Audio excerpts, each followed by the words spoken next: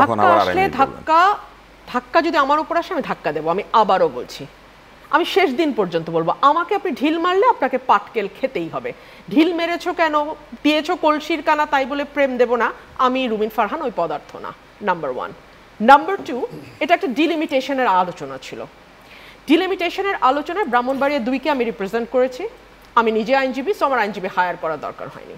Brahmanbaria 3-এর candidate একজন ব্যবসায়ী, so ওনার পক্ষে আইনজীবী হায়ার না করে উপায় ছিল না। উনি হায়ার করেছেন 2জন আইনজীবী, তারা বক্তব্য রেখেছেন। তারপর উনি একটার পর একটা লোক পাঠানো শুরু করেছেন এবং মোটামুটি 12-14 জন ব্রাহ্মণবাড়িয়া 3-এর পক্ষ হয়ে কথা বলেছে। তখন আমি যখন উঠে দাঁড়িয়ে মাইকের কাছে গিয়ে বলার চেষ্টা করেছি যে এটা তো হতে পারে না, এক তরফে 12 জন বলছে, এক তরফে আমি, তাহলে আমি আরবার কাউন্টার দেই, মানে রিবাটাল যেটাকে বলে। আপনি তো বিতার্কিক, আপনি জানেন রিবাটালের একটা ব্যাপার থাকে, তাহলে আমি রিপিউট করি, আমি রিবাট করি। ওই সময় ওনাদের দলের এনসিপির একজন সদস্য আতাউল্লাহ, ভদ্রলোকের নামও আমি জীবনে শুনি নাই, চেহারা দেখার তো প্রশ্নই আসে না। সো উনি যখন আমাকে ধাক্কা দিলেন, I thought it must be from Brahmanbaria 3, মানে ব্রাহ্মণবাড়িয়া 3-এর যিনি বিএনপির ক্যান্ডিডেট তার কেউ। ধাক্কা দিলেন, ঠিক আছে। তখন ওনাকে নির্বাচন কমিশনের যারা আছেন তারা ওনাকে পেছনে নিয়ে গেলেন, পুলিশ কর্মকর্তাও। সেখান থেকে উনি উড়ে এসে আমাকে আরেকবার মারতে গেলেন। এই ভিডিওটি আপনারা কেউ দেখেননি যদি বলেন মিথ্যাচার হবে। প্রথম আলোতে এটা মিলিয়ন ভিউ হয়েছে এবং তারপরে হাসনাত আব্দুল্লাহ আজকে বলেছে রুমিন ফারহানার ব্যাপারে বুলিং শেমিং স্টপ করা উচিত। So he realized, but it took 24 hours for him to realize, number 1। এই জন্য আমি বলতে চেষ্টা করেছিলাম যে আমি যখন সংবাদ সম্মেলন করছি, মিট দ্য প্রেস করছি, তখনও কিন্তু আমি জানি না who is Ataullah or who pushed me. I thought he is someone from Brownbaria 3 representing the candidate of Brownbaria 3. He didn't say I'm from NCP. He just pushed me.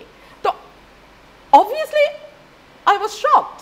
এবং 2বার যখন সে পরের বার তেড়ে আসলে তো আমার কর্মীরা বসে বসে ললিপপ খাবে না। So they took the measure. এবং ভবিষ্যতের জন্য এটা একটা সিগন্যাল যে আমার গায়ে আপনি হাত দিতে আসলে আমি আপনার গায়ে হাত দেব। সিম্পল।